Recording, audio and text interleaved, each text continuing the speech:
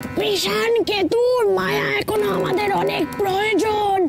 ওকে শেষ করো না, শান্ত হও তুমি। আমাদের অন্য কোনো উপায় ভাবতে হবে। জটিলাই রাখো। চুপ কর জড়িবুটি।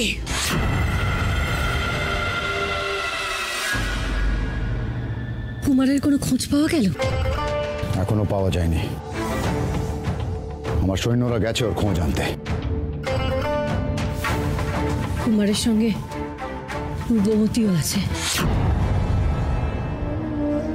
রূপমতির যদি কিছু হয়ে যায় তাহলে আমি মহারাজের কাছে মুখ দেখাবো কি করে? নিজের ছেলের কোনো খোঁজ নেই, রূপমতির জন্য দরদ একবারে উঠলে উঠছে। কেমন মা তুমি? এই তুমি? প্রতাপ, সৈন্যরা ফিরেছে? না দাদা, এখনো ফেরেনি।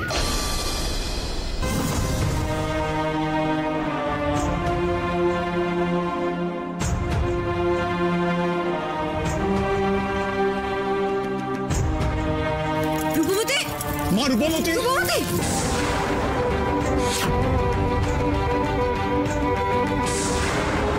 রূপমতি মারে। রূপমতি চোখ খোল মা, কি হলো তোর? চোখ খোল। রূপমতি অজ্ঞান হয়ে গেল কি করে? রূপমতি চোখ খোল।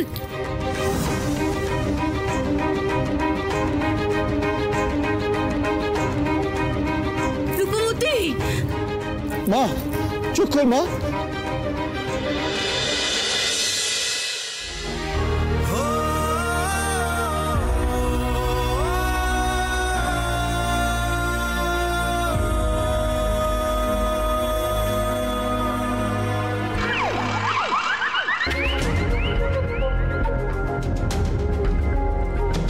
এটা এখানে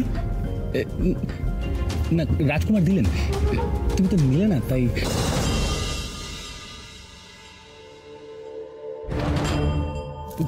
ভুল হয়ে গেল না? তোমায় কেউ রুটির টুকরো ছুঁড়ে দিল আর তুমি সেটা নিয়ে নিলে।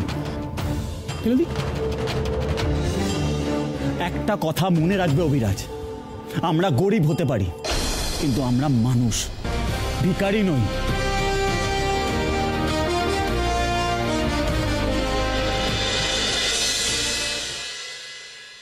দিদি ভয় পেয়ে অজ্ঞান হয়ে পড়েছে, একটু বিশ্রাম দিলে ঠিক হয়ে যাবে। তুই একা ৩ জঙ্গলে গেছিলিস কেন? যদি কিছু হয়ে যেত। কুমার, এটা কিন্তু আমি তোর কাছে একদম আশা করিনি। এইবার সত্যিটা সামান্য গোপন করে যদি দিদির দোষ বলতে পারি তাহলেই তো প্রমাণ হয়ে যাবে এই রাজ সিংহাসনের দাবিদার হিসেবে আমি অনেক বেশি যোগ্য। আমি নিজের ইচ্ছেতে জঙ্গলে গিয়েছিলাম নাকি? দিদি আমাকে এমন জোর করলো তাই তো আমি গেলাম। রূপমতি তোকে জোর করেছিল? হ্যাঁ তো, দিদি তো আমাকে এসে বললো যে ও ৩ জঙ্গলে যেতে চায়। আমি ওকে কতবার ধরে বারণ করলাম কিন্তু ও তো আমার কথা শুনলই না। তারপর বাধ্য হয়ে আমাকে যেতেই হলো। আর ও তো জাদু কবচের সুরক্ষা বলার বাইরে চলে গিয়েছিল। কি কি বলছিস তুই? তারপর আচমকাই একটা বাঘ এসে ওকে আক্রমণ করে। আমি রীতিমতো বাঘের সাথে লড়াই করে ওকে বাঁচালাম।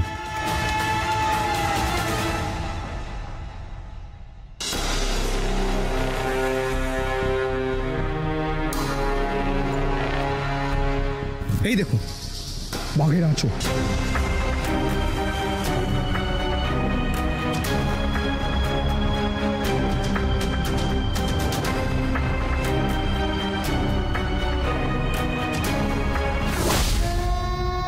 লজ্জা করে না তোমার জড়িবুটি? তুমি এই কথা বলছো? সবার সামনে আমরা ওদের কাছে হেরে এলাম। কৃষাণকে তোর মতন খোকখোসকে পাঠিয়েও আমরা বিক্রমদেবকে শেষ করতে পারলাম না। এছাড়া আর কি উপায় থাকতে পারে?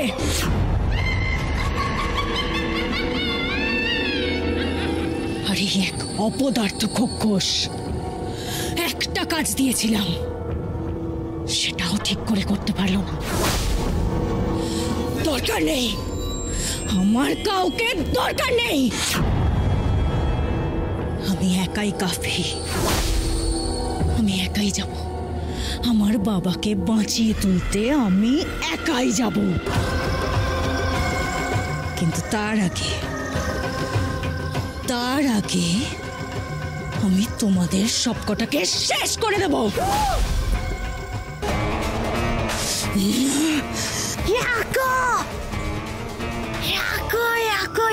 জটিলা, জটিলা ক্ষমা করে দাও, ক্ষমা করে দাও জটিলা, খুব বড় ভুল হয়ে গেছে, ক্ষমা করে দাও। ক্ষমা করে দিন, একটা কথা বলার ছিল। কথা? কি কথা? জঙ্গলে একটা মেয়েও ছিল। মেয়ে? কোন মেয়ে?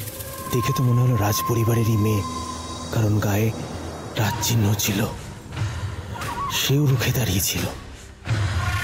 রাজ পরিবারের মেয়ে?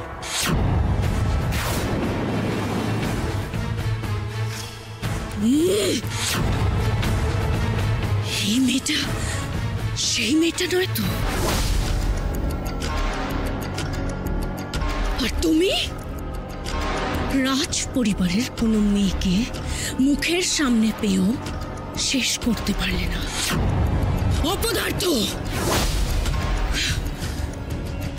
এর উচিত শিক্ষা দেব তোমায়, যাতে বুঝতে পারো খোকস রানী জটিলার আদেশ পালন না করতে পারলে কি পরিণাম হয়।